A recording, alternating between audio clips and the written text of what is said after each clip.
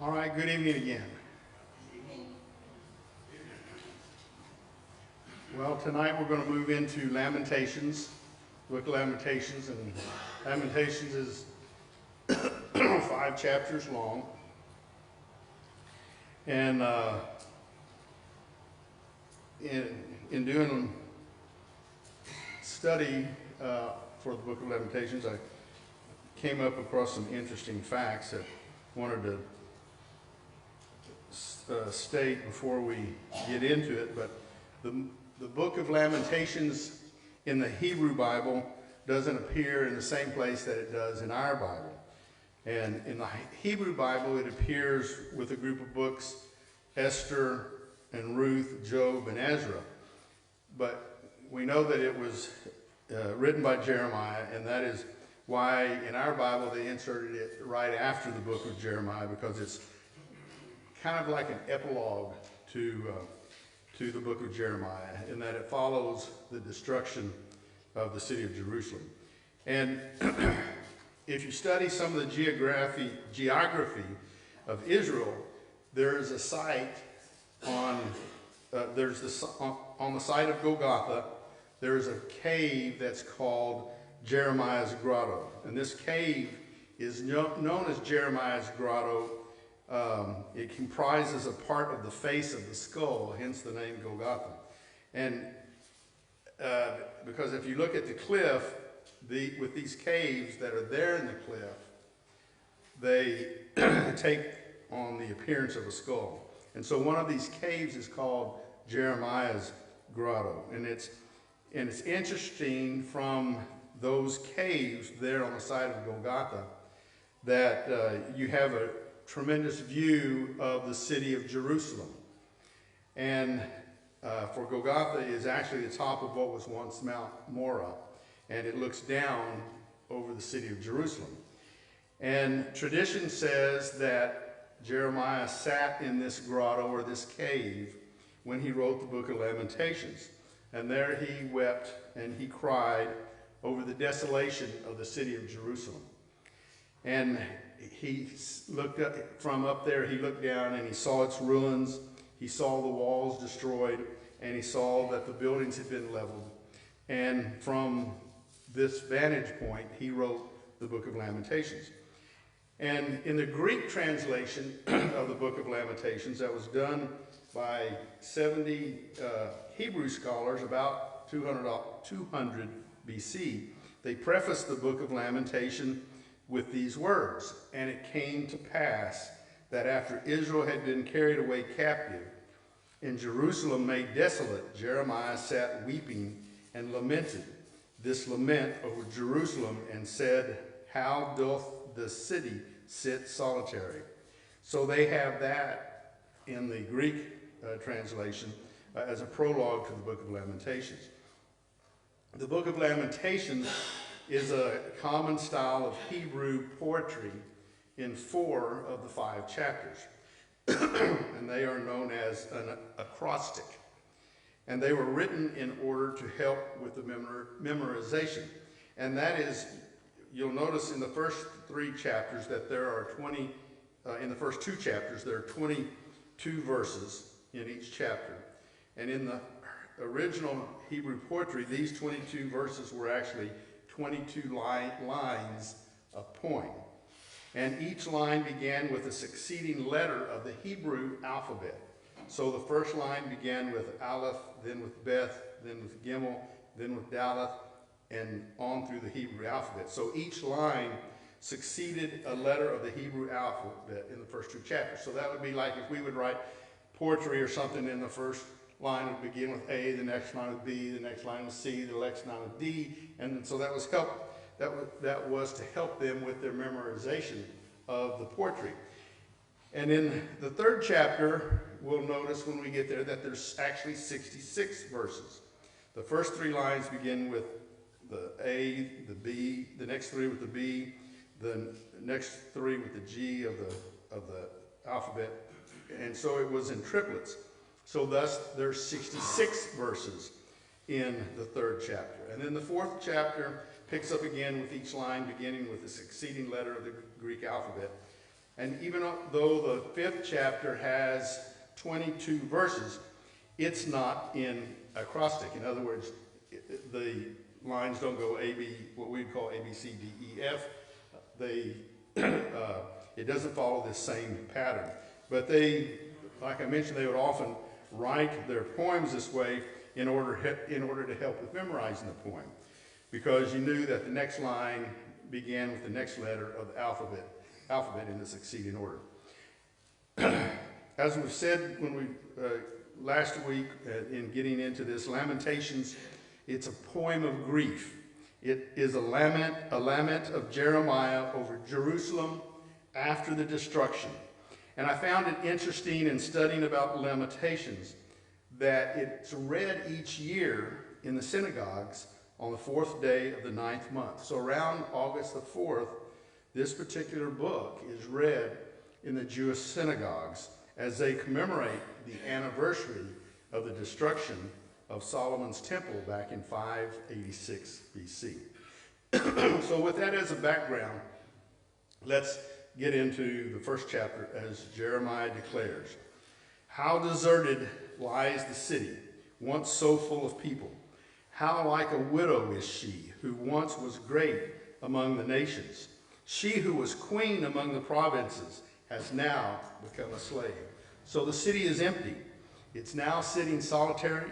The inhabitants have either been slain or carried away captive. And so there's this eerie silence, this weird silence over what was once a very prosperous, beautiful city as it lies now there in rubble. Verse 2, "Bitterly she weeps at night. Tears are on her cheeks. Among all her lovers there is no one to comfort her. All her friends have betrayed her. They have become her enemies." So Jerusalem was once like a princess, and tribute was actually paid to Solomon and to his kingdom, but now Jerusalem has become a tributary which is paying tribute to others because they have been destroyed. Those that she trusted in, Egypt and others, have now become her enemies. Then moving on, after affliction and harsh labor, Judah has gone into exile. She dwells among the nations. She finds no resting place. All who pursue her have overtaken her in the midst of her distress. The roads to Zion mourn, for no one comes to her appointed festivals. All her gateways are desolate. Her priests groan. Her young women grieve, and she is in bitter anguish. You know, this has got to be really kind of weird and an awesome feeling to look over the ruins of what once was a great and prosperous city. And you know, you can kind of imagine, I don't know, let's say sitting on top of Hemisphere Tower in San Antonio and looking out over the city and nobody living there. No freeways are jammed with cars, no industries smoking out their smokestacks, just everything in a deathly silence. And imagine how you would feel having seen all the activities that have gone on there before, and now look at it and everything is silent, everything is empty. So it must have been a really weird feeling that Jeremiah had to look out over such a thing. And that's what Jeremiah, who had grown up in the city, he had seen the streets full of people. He had watched worshipers at the temple. He had seen the pilgrims gather for their feast, but now it was all silent. It was empty. And the ways or the paths of the way to Jerusalem were all mourning because no one is coming to the feast anymore that they used to have in Jerusalem. And I've never been there, but I've seen in documentaries that the gates of Jerusalem are interesting places because there's always so many people that pass in and out of the gates. So this once bustling city full of activity now sits silent, and now the gates are desolate. And in verse 4, her priests groan, her young women grieve. and she is bitter in anguish. Her foes has become her masters. Her enemies are at ease. The Lord has brought her grief. And we see what the reason is why the Lord has brought her grief. The Lord has brought her grief because of her many sins. Her children have gone into exile, captive before the foe. All the splendor has departed from daughter Zion. Her princes are like deer that find no pasture. In weakness they have fled before the pursuer. In the days of her affliction and wandering, Jerusalem remembers all the treasures that were hers in days of old. When her people fell into enemy hands, there was no one to help her. Her enemies looked at her and laughed at her destruction. Jerusalem had sinned greatly, and so has become unclean. All who honored her despise her, for they have all seen her naked. She herself groans and turns away. And again, not blaming God, which is, oftentimes one of the things that comes out of our mouths when something happens. Why did God allow this to happen? But here it's recognized that the reason this happened was because of their sin, because of their transgression against God. And they had grievously sinned against God. So she herself groans and turns away. Continuing, all who honored her despise her, for they all have seen her naked. She herself groans and turns away. Her filthiness clung to her skirts. She did not consider her future. Her fall was astounding. There was none to comfort her. Look, Lord, on my affliction, for the enemy has triumphed. The enemy laid hands on all her treasures. She saw pagan nations enter her sanctuary, those you had forbidden to enter your assembly. So the Babylonians, the heathens, they came right into the temple, into what was known as the Holy of Holies, and they destroyed the temple of God. Strangers weren't allowed into the temple, but they have come in and they have literally destroyed it. All her people groan as they search for bread. They barter their treasures for food to keep themselves alive. Look, Lord, and consider, for I am despised. All the money, remember Jerusalem was a rich city, all their money that they had, they've given up their treasures for bread so that they could eat, so that they could live. Is it nothing to you, all who pass by? Look around and see. Is any suffering like my suffering that was inflicted on me, that the Lord brought on me in the day of his fierce anger? From on high he sent fire, sent it down into my bones. He spread a net for my feet and turned me back. He made me desolate, faint all the day long. My sins have been bound into a yoke. By his hands they were woven together. They have been hung on my neck, and the Lord has sapped my strength. He has given me into the hands of those I cannot withstand. The Lord has rejected all the warriors in my midst. He has summoned an army against me to crush my young men. In his winepress the Lord has trampled virgin daughter Judah. That is why I weep and my eyes overflow with tears. No one is near to comfort me, no one to restore my spirit. My children are destitute because the enemy has prevailed.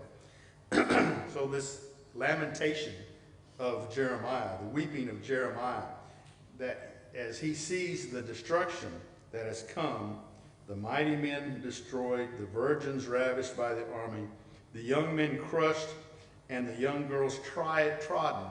And he says, this is why I weep. Zion stretches out her hands, but there is no one to comfort her. The Lord has decreed for Jacob that his neighbors become his foes. Jerusalem has become an unclean thing among them. The Lord is righteous, yet I rebelled against his command. Listen, all you peoples, look on my suffering. My young men and young women and have gone into exile. So Jeremiah here kind of personifies the Jerusalem. And he lets Jerusalem cry out, declaring the righteousness of God in judgment. The Lord is righteous, for they were guilty of having rebelled against God, and we know that the Lord is always righteous in judgment. But it seems that there's always an area where we always want to fault God in some way. And we always hear sort of insinuations of God is unrighteous in his judgment. How can a God of love condemn a man to hell? And, we hear that. And the idea is that God is not really righteous when he judges. But that's one thing that we can be certain of, is that God is righteous in his judgment. God will judge. God has declared he will judge. And you can be sure that God is going to judge the world. God is going to judge the wicked. But God, when he judges the wicked, will be absolutely righteous in his judgment. And people may complain about it now, but when God makes his judgment, there can be no complaint. For the Lord is righteous. And here in Jerusalem, they had rebelled against the Lord. And so they rebelled against his commandment, and his judgment was righteous. Andy, you had a comment? We tend to think God is righteous when he's judging other people's wickedness, but when it comes back on us, it's a different story. Yeah. When we see something else, we always want to, well, God's righteous in doing that. But when it happens to us, it doesn't seem so right. Jeremiah continues, I called to my allies, but they betrayed me. My priests and my elders perished in the city while they searched for food to keep themselves alive. So they died of starvation while they were looking for food. See, Lord, how distressed I am.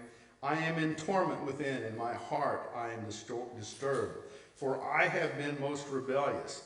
Outside the sword bereaves, inside there is only death. People have heard my groaning, but there is no one to comfort me. All my enemies have heard of my distress. They rejoice at what you have done. May you bring the day you have announced, so they may become like me. Let all their wickedness become before you. Deal with them as you have dealt with me because of all my sins. My groans are many, and my heart is faint. In chapter 2, how the Lord has covered daughter Zion with the cloud of his anger. He has hurled down the splendor of Israel from heaven to earth. He has not remembered his footstool in the day of his anger. Without pity, the Lord has swallowed up all the dwellings of Jacob. In his wrath, he has torn down the strongholds of daughter Judah. He has brought her kingdom and its princes down to the ground in dishonor. In fierce anger, he has cut off every horn of Israel. He has withdrawn his right hand at the approach of the enemy. He has burned in Jacob like a flaming fire that consumes everything around it. Like an enemy, he has strung his bow. His right hand is ready. Like a foe, he has slain all who were pleasing to the eye. He has poured out his wrath like fire on the tent of the daughter of Zion. Stopping here, it had to be a very traumatic experience to see the destruction that was brought upon by the Babylonian army. And as we read last week in chapter 52 of Jeremiah, there was 18 months of siege, and Babylonian army finally broke into the city, and they began to slay with the sword. And even before they broke the walls and came in, people were already, if we remember, starving to death within the city. So it was a horrible scene. And Jeremiah can't get this out of his mind. The thoughts and the sights that he saw, they were imprinted in his mind. And now as he sees Jerusalem lying desolate, he thinks about these things. And he tells some of the things that were happening. And they were so horrible that they would make those kind of impressions in your mind that would cause you to shudder whenever you think of them. And those type of images are just not the easiest thing to remove. As you see people starving to death, falling on the streets, faint, weak, once mighty people, once a proud people, but now so defeated and destroyed. Perhaps similar to what we saw as a result of the fire in Lahaina, those impressions that are on our mind, the impressions that's on our mind from the destruction and the killing and everything of Hamas into Israel. It may be very similar, but those impressions are on our mind that we see in current day. He, Lord, is like an enemy. He has swallowed up Israel. He has swallowed up all her palaces and destroyed her strongholds. He has multiplied mourning and lamentation for daughter Judah. He has laid waste his dwelling like a garden. He has destroyed his place of meeting. The Lord has made Zion forget her appointed festivals and her Sabbaths. In his fierce anger, he has spurned both king and priest. The Lord has rejected his altar and abandoned his sanctuary. He has given the walls of her palaces into the hands of the enemy.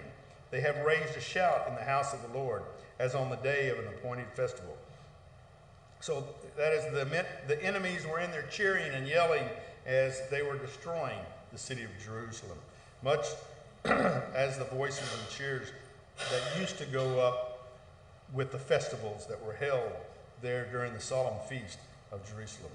The Lord determined to tear down the wall around Zion. He stretched out a measuring line, and he did not withhold his hand from destroying. He made ramparts and walls lament. Together they wasted away. Her gates have sunk into the ground. Their bars he has broken and destroyed. Her king and her princes are exiled among the nations. The law is no more, and her prophets no longer find visions from the Lord. The elders of daughter Zion sit on the ground in silence. They have sprinkled dust on their heads and put on sackcloth. The young women of Jerusalem have bowed their heads to the ground. My eyes fail from weeping. I am in torment within. My heart is poured out on the ground because my people are destroyed, because children and infants faint in the streets of the city. It's almost more than what Jeremiah can bear. He sees the children and the little nursing babies fainting because of lack of food. He sees them as they're staggering throughout the streets, the young girls, their heads bowed to the ground, the old men just sitting, staring blankly into space in sackcloth with dust and with dirt, and they've covered themselves with dirt, and there's no place to go. There's no hope. It's all gone. And they say to their mothers, the kids say to their mothers, "Where's bread and wine?" As they faint like wounded in the streets of the city, as their lives ebb away in their mother's arms. What can I say for you? With what can I compare you, daughter Jerusalem? To what can I liken you, that I may comfort you, virgin daughter Zion? Your wound is as deep as the sea. Who can heal you? The visions of your prophets were false and worthless. They did not expose your sin to ward off your captivity. The prophecies they gave you were all false and misleading. And remember, this is what, the Jerusalem, they wanted to believe in their own gods. They didn't believe this was going to happen. They didn't listen to Jeremiah.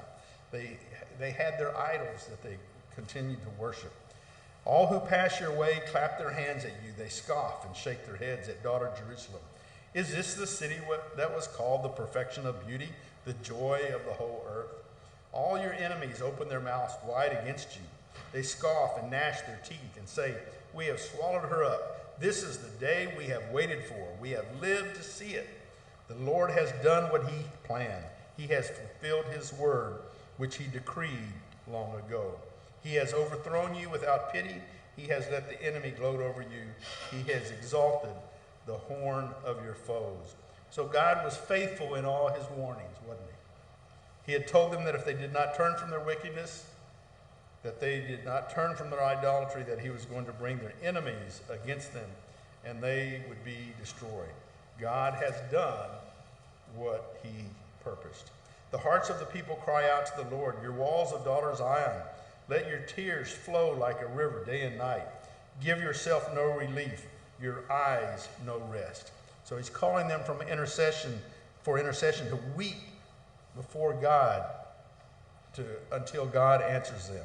Arise, cry out in the night as the watches of the night begin. Pour out your heart like water in the presence of the Lord. Lift up your hands to him, for the lives of your children who faint from hunger are at every street corner. Jeremiah saying, isn't this enough to challenge you people to seek God all night long? Look at your little children swooning in the streets. Pray for them that God will somehow work his work among the people once again. They were living in extremely desperate time, but now they were not really desperate before the Lord. They were just plain desperate, but really not seeking God. You wonder what it will take for men to cause men to really seek God, to really cry out. You know, the Bible says the effectual fervent prayer of a righteous man availeth much, over in James 5:16. And God had told Jeremiah, and in the day that you seek me with your whole heart, in that day I will be found of you. And so Jeremiah is saying, cry in the night, in the beginning of your watches. Pour out your heart like water before the face of the Lord. Lift up your hands to him, at least for the life of your children that are fainting for hunger on every street. Behold, O Lord, and consider to whom thou hast done this. Shall the women eat their offspring, the children they have cared for? So the women were so malnourished that they were eating their own children. Their children were being born, and they were only 7 or 8 inches long at birth. How horrible is that? Should priest and prophet be killed in the sanctuary of the Lord? Young and old lie together in the dust of the streets. My young men and young women have fallen by the sword. You have slain them in the day of your anger. You have slaughtered them without pity. As you summoned to a feast day, so you summoned against me terrors on every side. In the day of the Lord's anger, no one escaped or survived. Those I cared for and reared, my enemy has destroyed. Chapter 3, and in the third lamentation, in this third lament that he writes here, he begins with, in the depth of depression and despair, he begins with hopelessness, and hopelessness is always the experience behind depression.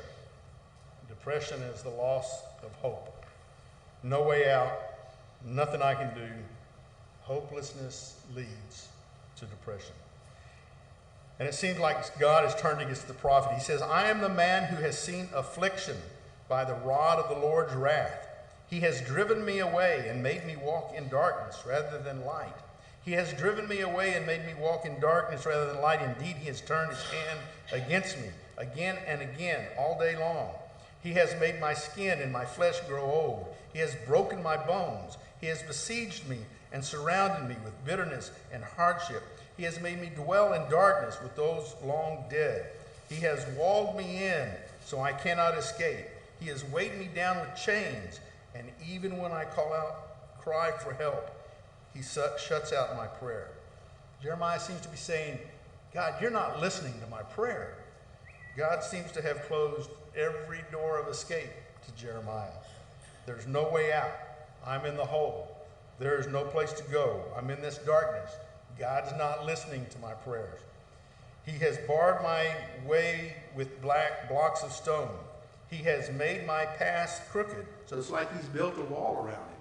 God's built a wall around him. Like a bear lying in wait, like a lion in hiding, he dragged me from the path and mangled me and left me without help.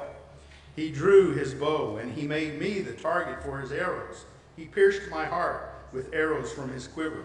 I became the laughing stock of all my people. They mocked me in song all day long. He has filled me with bitter herbs and given me gall to drink. He has broken my teeth with gravel. He has trampled me in the dust. I have been deprived of peace. I have forgotten what prosperity is. So I say, my splendor is gone, and all that I had hoped from the Lord. I remember my affliction and my wandering, the bitterness and the gall. I well remember them, and my soul is downcast within me. And I want to stop right there. How often do we feel that way in our lives? How often do we feel God has forgotten me? When we're at a bitter end, you know, everything is going wrong in life for us. And you know, whether that might be illness, whether that might be financial, whether that might be the death of someone who we depend on so much. Everything's going wrong. And that's how Jeremiah feels. God has forgotten him.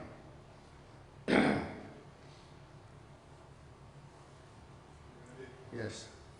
What's sad is when we encounter somebody else that is in that kind of situation, and they don't have the faith in God that we've got to know that something much better is on down the road.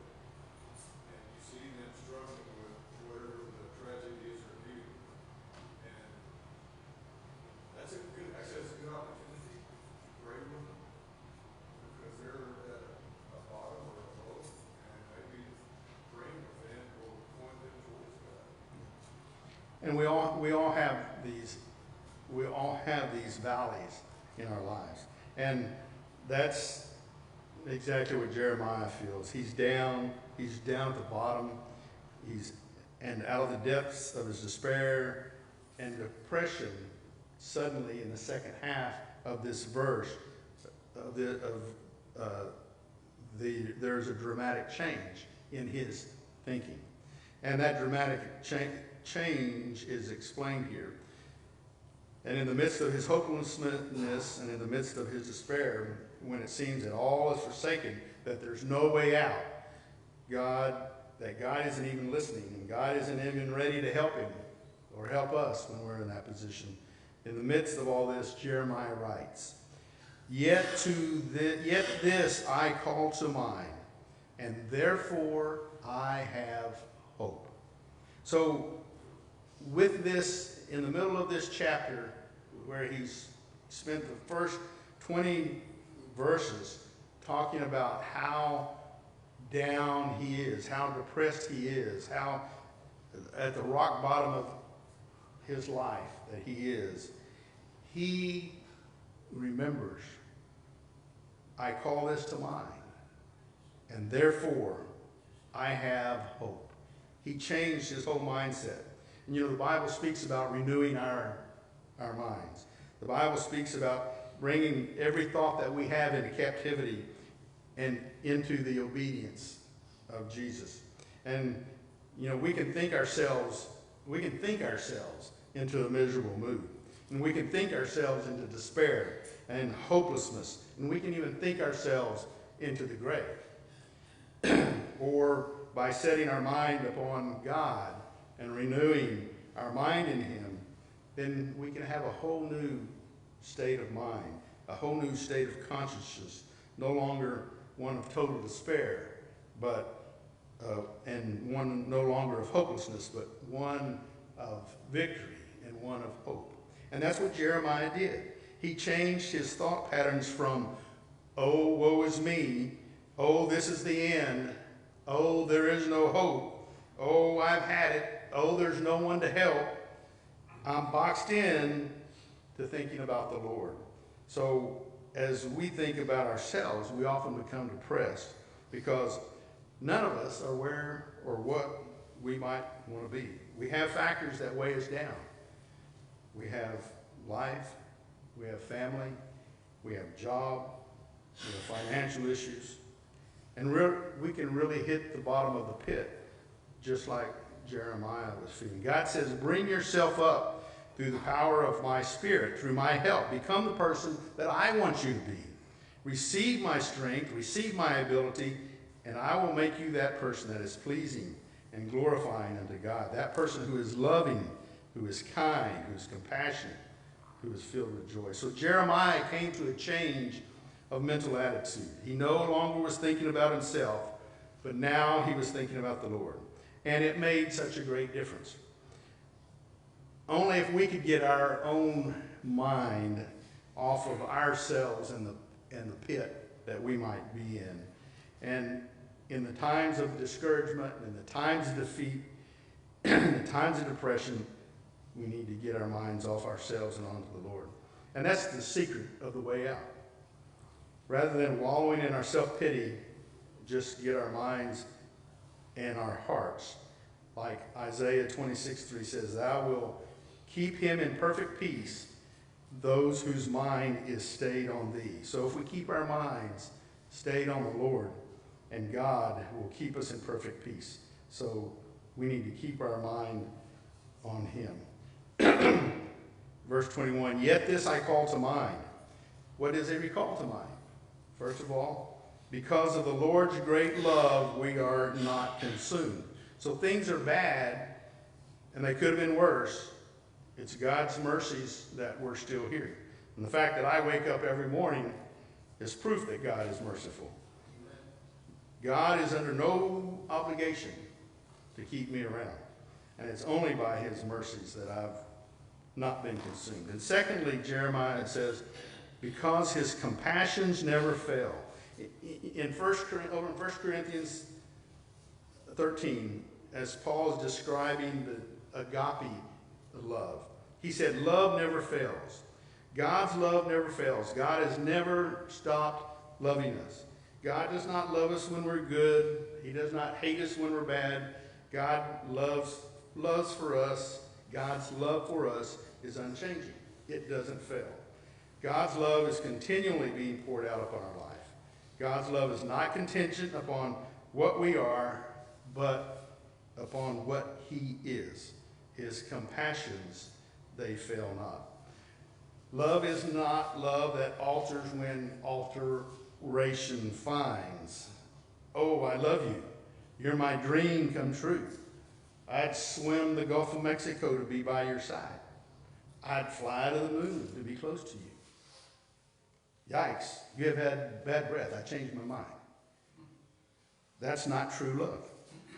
Love is not the love that alters when it alteration finds. We have in our minds, again, an idealization, the perfect man, the perfect woman.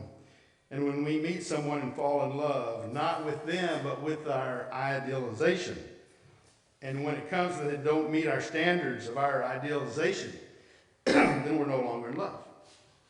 And that's ridiculous. You never were in love to begin with. Love is not love that alters when alteration finds. Therefore, true love is hard to find among men. And I'm using that generically, in the generic sense. I know you women are probably agreeing that that's a statement of fact, that if it was just about men. But true love can only be found with God. God isn't deceived by idealization. You haven't fooled him with your smooth, suave manners, the opening of doors, your genteel, gallant ways. That hasn't deceived him at all. He knows what a rat you are from the very beginning. But he loves you. And that's the compassion that's the amazing thing. His compassions, they fail not. And God, knowing me as well as he knows me and still loves me, is one of the greatest miracles. God's compassions fail not. He never stops loving me, and he never stops loving you. And you need to remember that. Now, Jeremiah was thinking that God had forsaken him completely. God has hedged me in. He's not listening to my prayers anymore. But when he really adjusts his thinking, he knows that God's love is unfailing. God's love continues, and he never stops loving. Verse 23, they are new every morning, the mercy and the love of God fresh every day. Oh, great is thy faithfulness. God is so faithful. And as Jeremiah was looking at the devastated city, the desolation was a testimony of God's faithfulness. God had said to those people, if you continue in your wickedness, if you continue in idolatry, I'm going to bring the Babylonian army against you, and they're going to destroy you. And they're going to break down the walls of the city. And those that are killed by the famine are going to be killed by the sword. And those who aren't killed by the sword will be killed by the pestilence. But I'm going to destroy you out of this holy mountain. And now God has kept his word. And Jeremiah is looking at the faithfulness of God to his word. And he says, great is thy faithfulness, God. You said you would do it, and you did it. So let's think about this. The faithfulness of God can be a glorious thought and a glorious blessing, or it can be a horrendous thought. It all depends on what side you are on. If you're a child of God, then God's faithfulness to his promises of that which he's going to do for us, his children, those of us in Jesus Christ, that all that God has promised us. We can rest and hope, for God is faithful. He will do what he said. And if we're not a child of God, then the faithfulness of God is an awesome prospect, because you can be sure that God will do exactly what he said he is going to do to all the sinners, those that reject him. Great is thy faithfulness. God is faithful in keeping his word.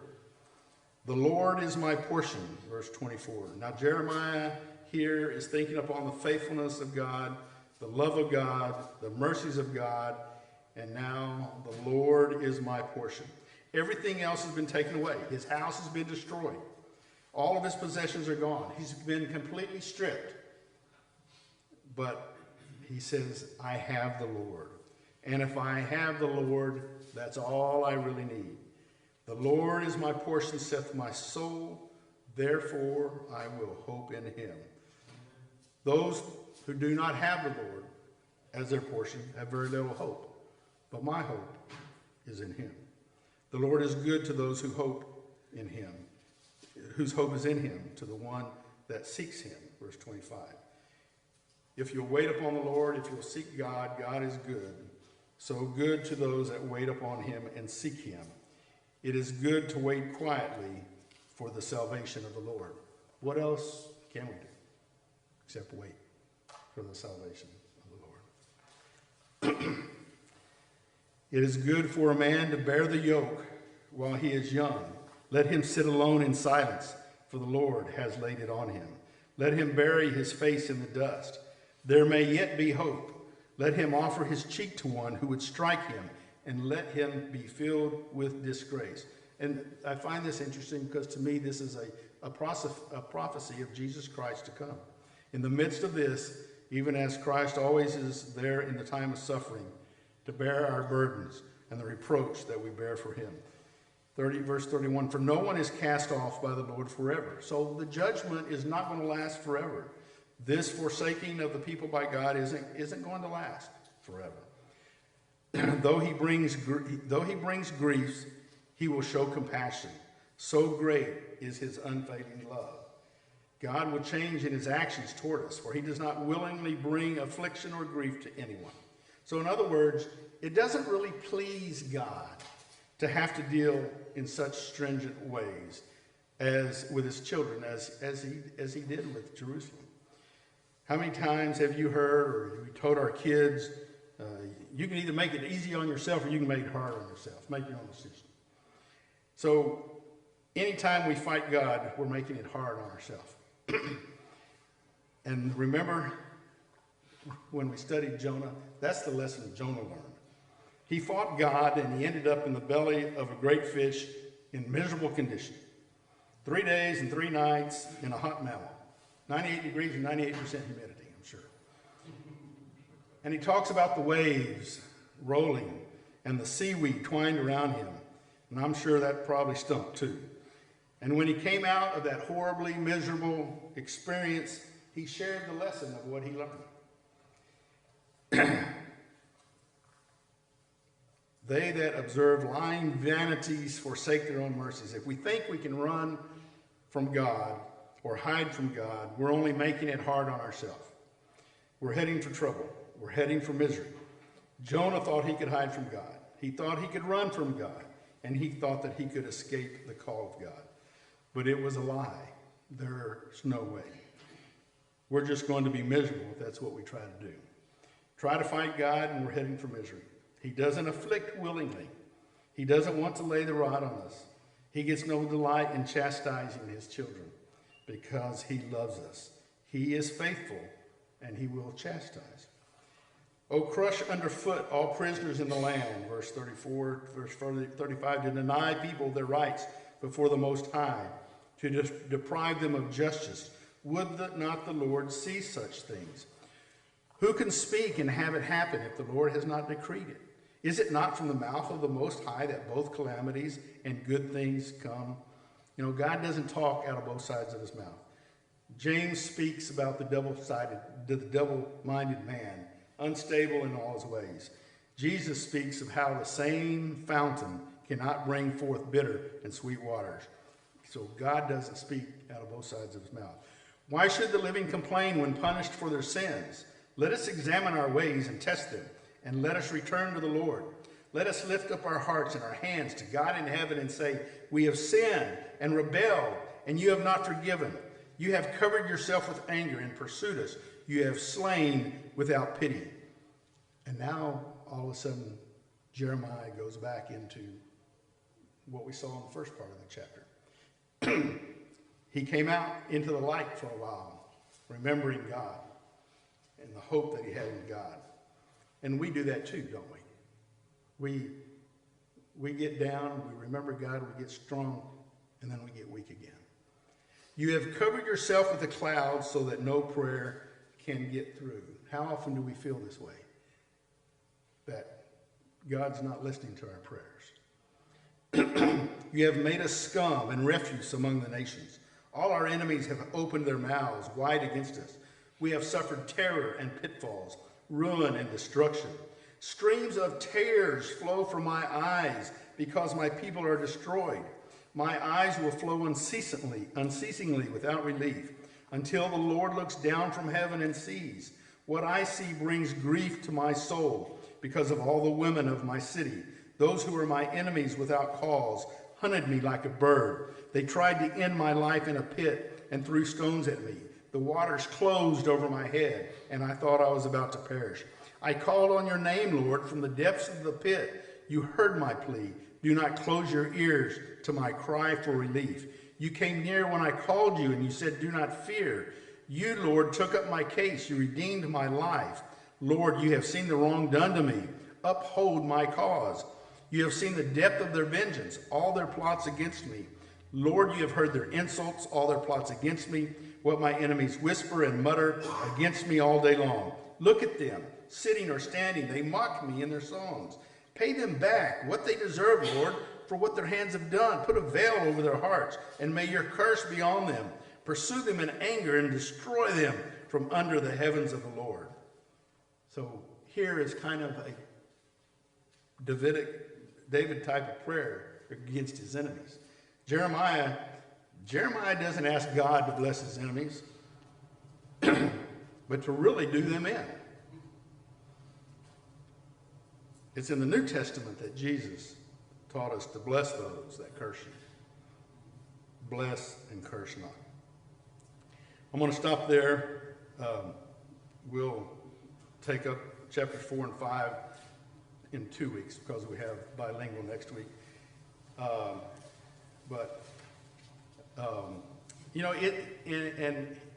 It's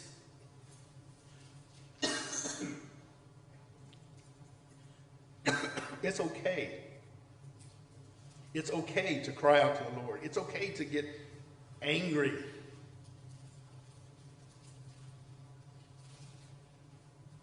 But God is never failing.